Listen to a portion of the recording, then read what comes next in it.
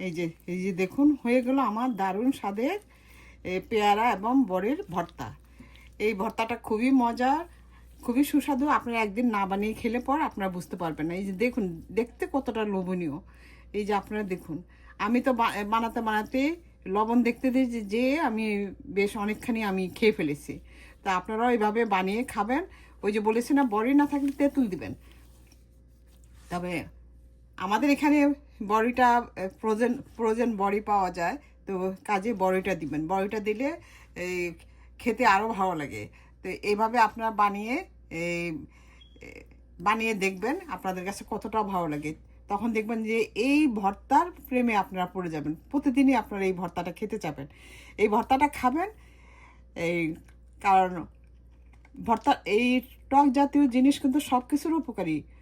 আপনার ফ্যাট কাটে, diabetes control করে, তারপর সব কিছুর জন্যই ভালো। আর মুখের রুচিটা তো বাড়ায়, সেটাও আপনারা জানেন। তো যাই হোক, যদি আমার এই রেসিপিটা যদি আপনাদের ভালো লাগে তা আপনারা শেয়ার করে দিবেন। শেয়ার করে যেন আপনার বন্ধুবান্ধব, আত্মীয় স্বজন সবাই যেন দেখতে পায়। আর এভাবে বানিয়ে আপনাদের জিভের পানি সংযত করবেন। তো আবার নতুন ভিডিও নিয়ে আসা পর্যন্ত আপনারা সবাই ভালো থাকবেন, সুস্থ থাকবেন। তো আবার দেখা হবে নতুন কোনো ভিডিও নিয়ে আসা পর্যন্ত। তো ততক্ষণ পর্যন্ত ভালো থাকবেন, সুস্থ থাকবেন। আল্লাহ হাফেজ, বাই, আসসালামু আলাইকুম। একটা মজার ভর্তা বানানোর জন্য আমি এখানে এই যে পেয়ারাটাকে এইভাবে কেটে নিয়েছি পিস দিয়ে। পেয়ারার মধ্যে ভিটামিন সি আছে, আপনারা সবাই জানেন। আর নিয়েছি এই যে এখানে বড়ই। এই যে এটা হলো আমি ফ্রোজেন, আমাদের এখানে ফ্রোজেন বড়ি পাওয়া যায়, সেই বড়ই। তো আর লাগবে আমার এই যে এখানে একটা ছেঁচনি। আমি শিল দিয়ে এই ছেঁচনি এটার মধ্যে এইভাবে এই যে সব বড়ই এবং এই যে দেখুন যে পেয়ারাটাকে এইভাবে আমি এই মানে আধা ভাঙ্গা করে নিব। আর লাগবে আমার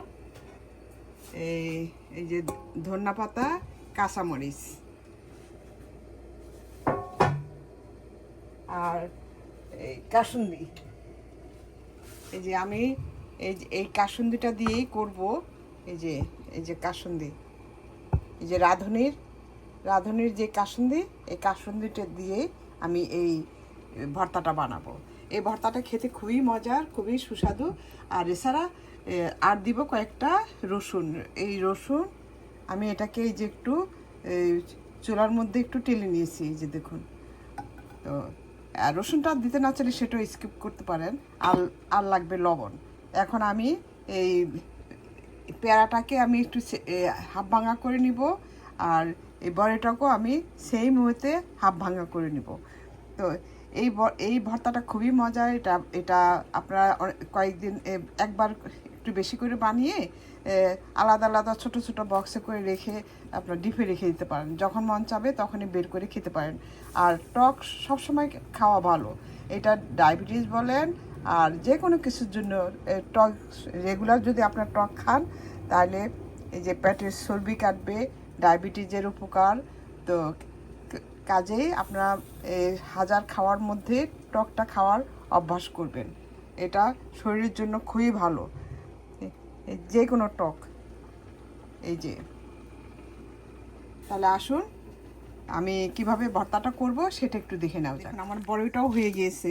আমি বড়িটা এমনভাবে করেছি, মানে ভেঙে নিয়েছি, বিচিটা কিন্তু ভাঙি নাই। এই যে দেখুন, বিচিটা কিন্তু ভাঙি নাই, বিচিটা আস্ত আছে। কারণ এটা বিচিটা ভাঙলে ওই কামড়ে পড়ে খেতে ভালো লাগে না। তো এভাবে বিচিটা যেন না ভাঙে সেভাবে এটাকে সুন্দর করে মানে ভেঙে নেবেন। আর যাদের এইটা নাই, এই ছেঁচনিটা নাই, ওরা শিলপাটার মধ্যেও এটা করে নিতে পারেন। আর আমি তো বড়ি দিয়েছি, আপনাদের যদি বড়ি না থাকে আপনারা একটু তেঁতুল দিতে পারেন এই টক হওয়ার জন্য। কারণ পেয়ারা তো টক না, তো একটু তেঁতুল দিবেন। আর যদি মনে করেন একটু টকটা বেশি লাগছে তাহলে একটু চিনিও দিতে পারেন। এখন আমি ধনিয়া পাতা, কাঁচামরিচটা সেই মুহূর্তে আমি এটাকে ছেঁচে নিব। দেখুন কাঁচামরিচ আমি তিনটা কাঁচামরিচ দিচ্ছি। আপনার ঝালটা আপনাদের পরিমাণ মতো আপনারা দিবেন, আপনার যতটুকু ঝাল খান সেভাবে আপনারা দিতে পারেন। তবে ভর্তা একটু সামান্য ঝাল হলেই ভালো লাগে। এই যে দেখুন আমি এইভাবে এটাকে পিষে নিচ্ছি, মানে পিষে না, মানে হাফ ভাঙা করে নিচ্ছি। এখন আমি দিব ধনিয়া পাতা। ঠিক সেমভাবে আমি এগুলি মানে একটু ইয়ে করে নিব, ছেঁচে নিব। এইভাবে করে আমার সবগুলি মানে আমি ছেঁচে নিয়েছি। এই দেখুন বড়ই, পেয়ারা, তারপর এখানে ধনিয়া পাতা, কাঁচামরিচ আর লবণ আর এই যে রসুনটা দিলে একটু ফ্লেভারটা ভালো আসে। আর এছাড়া রসুন এভাবে তো রসুন খাওয়া হয় না কাঁচা, তো এভাবে না ভর্তার মধ্যে দিয়ে একটু রসুনটা খাই। রসুনটা কিন্তু খুব উপকারী। আর এই যে কারণ আমি 3টা কাঁচামরিচ দিয়েছি, আমার কাছে মনে হচ্ছে যে ঝালটা একটু কম হবে, তো সেই কারণে আমি একটু চিলি ফ্লেক্স দিব। এই যে এই চিলি ফ্লেক্সটাও আমার ঘরের করা, কারণ এটা এই চিলি ফ্লেক্সটা ঘরে একটু ঝালমরিচ এটাকে একটু টেলে নিয়ে তারপর এটাকে এই ফুড প্রসেসরে এই হাফ ভাঙা করে নিয়েছি। এখন এই চিলি ফ্লেক্সটা দিব। আর আপনাদের এই চিলি ফ্লেক্স না থাকলে আপনার মরিচটাকে তেলে তারপর হাত দিয়ে মিশিয়ে দিতে পারেন। এই যে আর ভর্তা মানে হাতের কারুকাজ। হাত দিয়ে ভালোভাবে যদি ভর্তা না হয় তাহলে কিন্তু খেতে ভালো লাগে না। আর আমি লবণটা আর একটু দেখে নিব আর দিব, কারণ এই যে বড়ইটা একটু টক, হ্যাঁ, সেই কারণে আমি একটু ইয়ে দিব, মিষ্টি দিব। মিষ্টি আমি এই যে আমি ইকুয়ালটাই দিচ্ছি, কারণ আমি দুইটা দিয়ে নিচ্ছি। আর যারা কারণ ডায়াবেটিস রুগী যারা নাই ওরা চিনি দিতে পারেন। যে এখন দিব আমি এই যে কাসুন্দি। এই ভর্তাটা এইভাবে বানিয়ে একদিন খেয়ে দেখবেন, দারুণ মজার, কি বলবো। তখন দেখবেন যে সব সময় আপনাদের খেতে ইচ্ছা করবে। এই যে আমি এই এই যে 1.5 টেবিল চামচ পরিমাণ আমি কাসুন্দি দিয়ে দিলাম।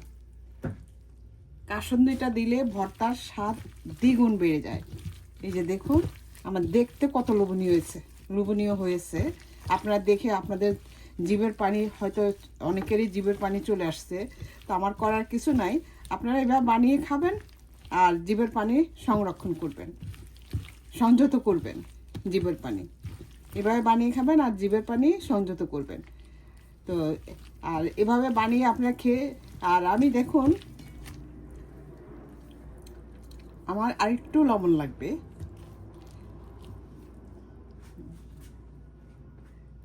এই যে আমি আরেকটু লবণ দিয়ে নিচ্ছি।